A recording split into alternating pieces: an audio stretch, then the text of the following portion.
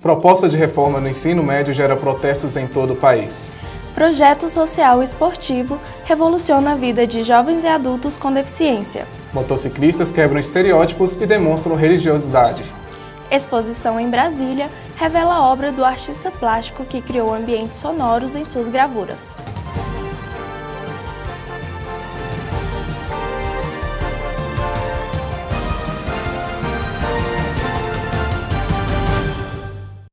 Boa noite. Boa noite.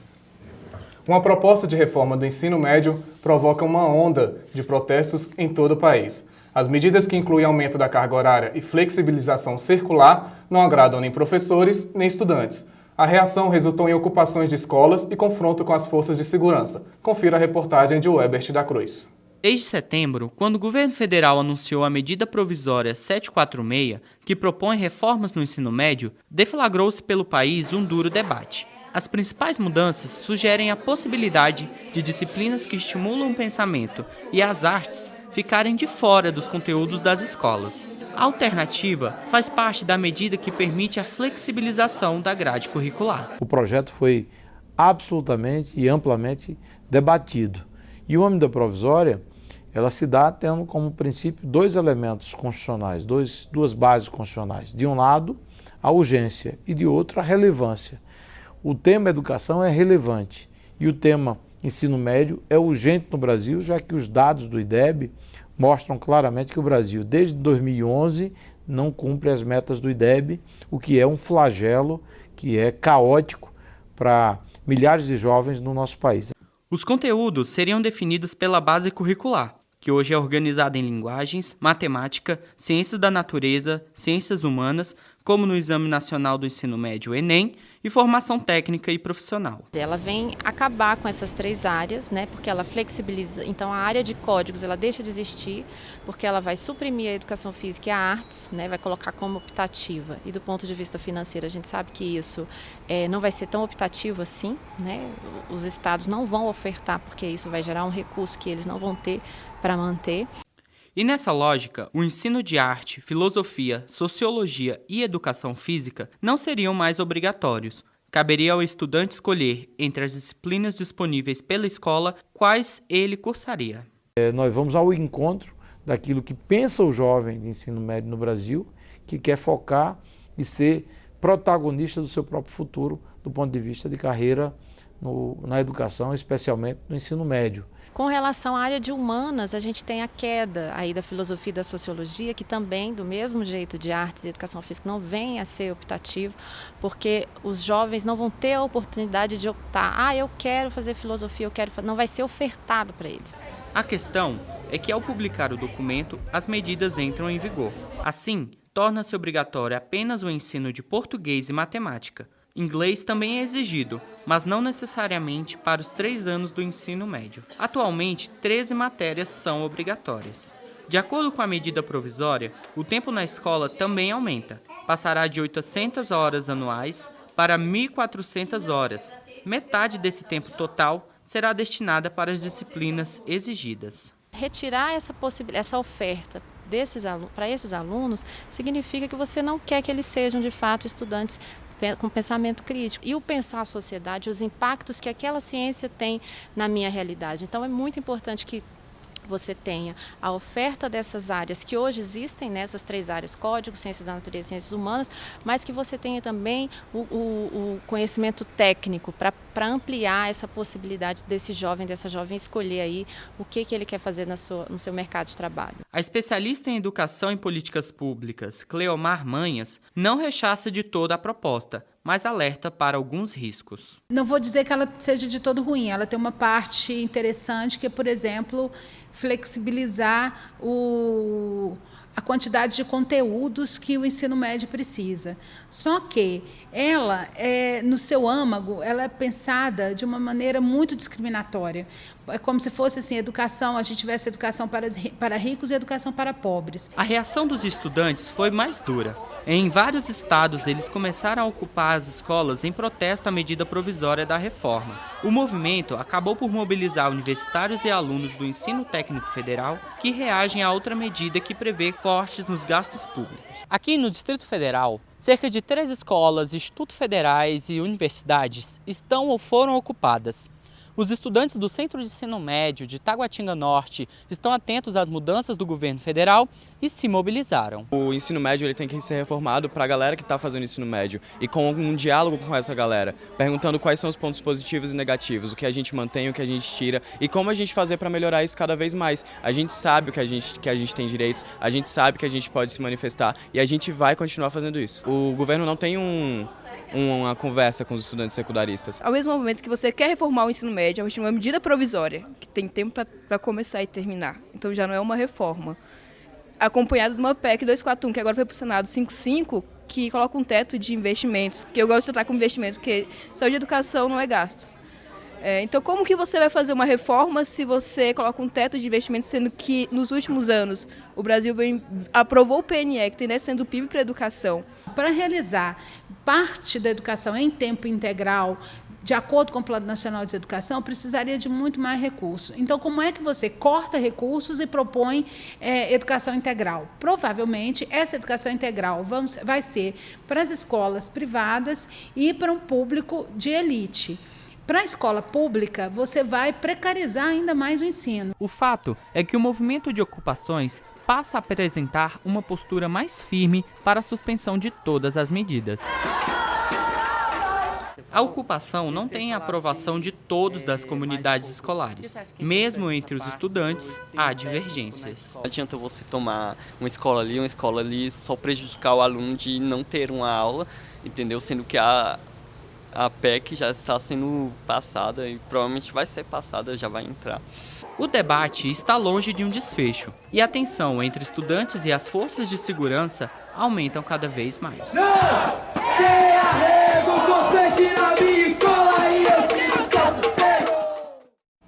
Um centro de preparação de atletas com deficiências revoluciona a vida de jovens e adultos no Distrito Federal. O esporte promove sonhos e superação. Aqui no CID de Taguatinga, hoje não há limites para o sonho de nenhum atleta. O CID Paralímpico é um programa da Secretaria de Educação do Distrito Federal. Os objetivos são propor o fortalecimento de valores sociais dos cidadãos e promover ações de fortalecimento de vínculos. Desta maneira, ajudar na superação de limites e na inclusão de todos. O trabalho se ampara na perspectiva de colaboração por intermédio da prática esportiva adaptada. Os métodos de treinamentos foram ajustados conforme as necessidades de cada categoria e de cada atleta. Geraldo da Silva Oliveira, 35 anos, é atleta internacional de para-badminton. Ele perdeu o movimento do braço esquerdo, mas essa limitação não impediu que ele se profissionalizasse no esporte. É o segundo colocado no ranking nacional de para-badminton. A categoria na qual Geraldo disputa é a classe SU5, dedicada aos atletas paralímpicos que andam. Eu iniciei com a natação para reabilitação, depois do acidente que perdia o movimento do braço esquerdo devido a uma lesão de plexo braquial. Aí o professor de natação, que eu fazia natação para reabilitação com ele, me levou para o badminton para reabilitar, eu gostei e dei continuidade. Devido a esse meu empenho, eu tenho conquistado vários títulos, hoje sou o número 1 do ranking, sou o 8º melhor do mundo. Geraldo é um dos vários atletas formados pelo Centro de Iniciação Desportiva Paralímpico de Taguatinga. E o grande responsável por esse esforço é o professor Letson Samarone. Muitos deles tiveram a deficiência com o tempo, né? Tinham sua vida normal e aí ficaram deficientes. E alguns ficaram com depressão, alguns ficaram tristes. E hoje eles viajam, hoje eles participam de um grupo social, alguns são os melhores do mundo na sua classe, ou seja, conhecer o mundo através do esporte, do para-badminton. Alguns recebem uma bolsa atleta, então através do seu trabalho, os seus resultados, ele traz um salário. Então o para-badminton abriu os horizontes de muitos deles. Lucivânia dos Santos, 26 anos, também é atleta profissional. Nascida em Sergipe, ela pratica o esporte há 2 anos, após receber o convite da Universidade Federal de Sergipe. Ela veio a Brasília para participar do torneio de Parabadminton. Hoje está no 7º semestre do curso de jornalismo na UFS e concilia o estudo com o esporte. Eu era uma pessoa muito debilitada, não conseguia sair sozinha, fazer nada, sempre precisava de auxílio. Aí no início eu até dei uma enrolada, mas depois eu apareci lá no projeto e gostei muito, comecei a melhorar bastante, comecei a ter mais independência e me apaixonei pelo Parabadminton. Também conhecido como badminton adaptado, o Parabadminton é um esporte para portadores de deficiência física. Embora não seja disputado oficialmente em Jogos Olímpicos, é dividido em 2 categorias, para cadeirantes e andantes. Estas categorias podem se subdividir de acordo com o tipo e o grau de lesão ou deficiência. A modalidade é jogada com uma peteca e raquete.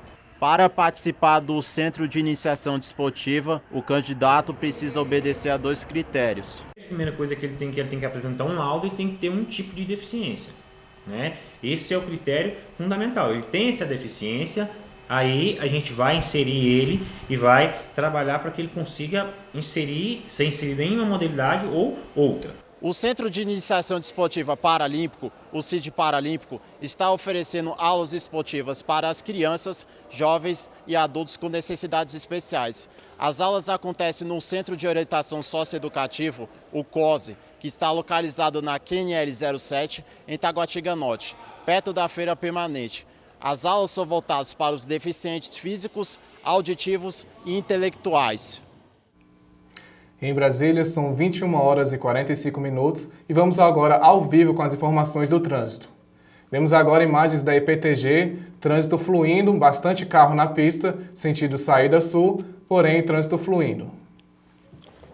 Veja a seguir a missa dos motociclistas. Voltamos já.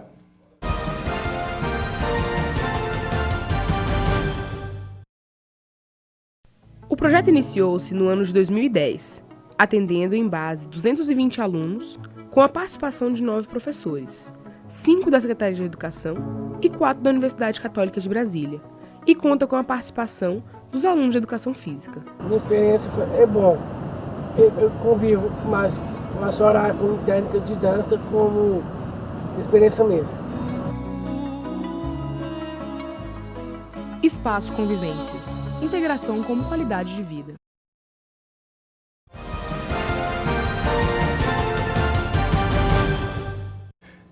Estamos de volta e vamos novamente conferir a situação do trânsito. Agora veremos o eixo monumental. O eixo monumental segue tranquilo, poucos carros na via, próximo ali ao Mané Garrincha. O trânsito segue tranquilo, sem muita movimentação de carros. Um grupo conhecido pelas rotinas em busca de aventuras subverte o estereótipo de rebeldes e prega uma cultura de paz. Veja na reportagem de Givanete Costa. Por terem um estilo próprio de vida, por sempre estarem rodando com os motores ensurdecedores e inconfundíveis, por se vestirem de maneira singular, são vistos como bad boys. Mas eles não estão preocupados com qualquer preconceito. Estão quase sempre em grupo, são dezenas que compartilham do mesmo hobby. Na vida de motociclista, o que importa é o espírito de união. E para este grupo, em particular, importa também a fé.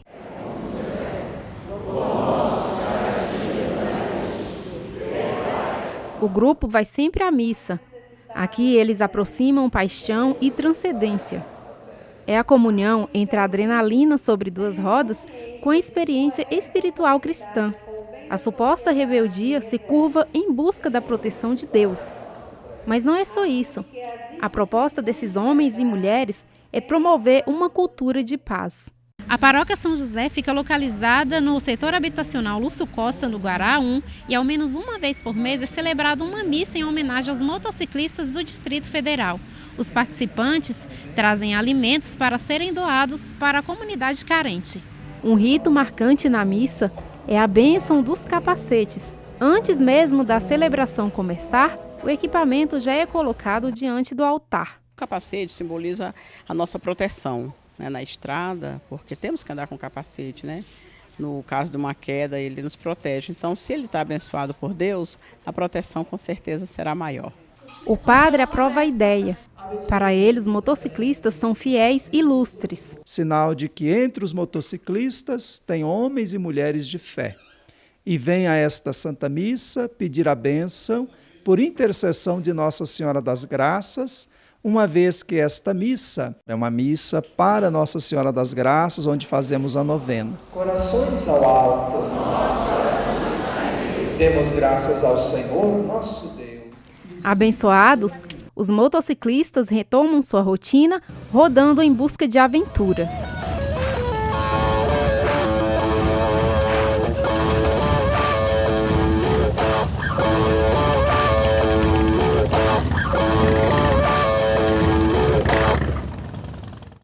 Gravuras que falam e tocam música. Essa metáfora pode ser apreciada nas sutilezas sinestésicas que emergem na obra do artista plástico Henri Matisse.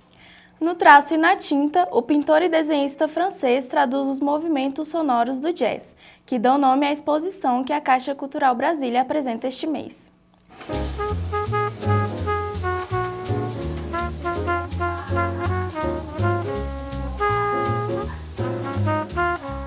Quem quiser dedicar-se à pintura, deverá começar por cortar a própria língua, já dizia Henri Matisse.